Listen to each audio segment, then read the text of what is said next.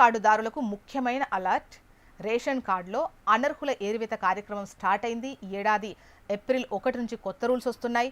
కేంద్ర ప్రభుత్వం అమలు చేయనున్న నిబంధనల గురించి ఖచ్చితంగా మనకు తెలియాలి. రేషన్ పంపిణీలో పారదర్శకత పెంచేందుకు, అనర్హులను తొలగించేందుకు ఈ నిర్ణయం తీసుకున్నారు. దేశంలో పేద, మధ్యతరగతి కుటుంబాలకు ఆహార భద్రత కల్పించడంలో రేషన్ కార్డుది కీలక పాత్ర. ప్రభుత్వం అమలు చేస్తున్న పబ్లిక్ డిస్ట్రిబ్యూషన్ సిస్టమ్ ద్వారా తక్కువ ధరలకు బియ్యం, గోధుమలు, చక్కెర, ఆయిల్ వంటి సరుకులు అందుతాయి.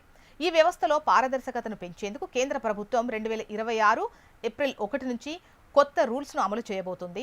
రేషన్ కార్డులో ఉన్న వ్యక్తి తప్పనిసరిగా ఈ కేవైసీ చేయించుకోవాలి. సమీపంలోని రేషన్ షాప్కు వెళ్లి బయోమెట్రిక్ చేసుకోవచ్చు.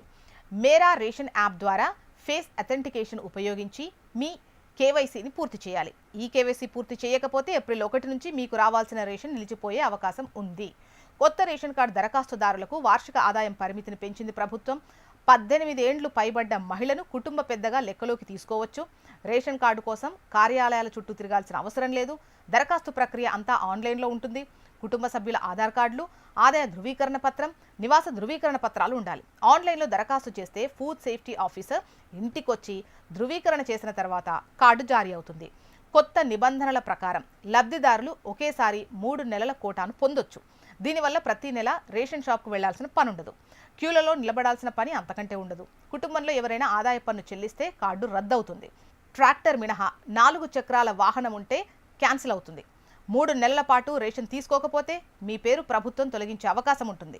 సభ్యులు మరణించినా, వివాహమై వెళ్లిపోయినా వారి పేర్లను తొలగించకపోతే కార్డులో ఇబ్బందులు తప్పవు.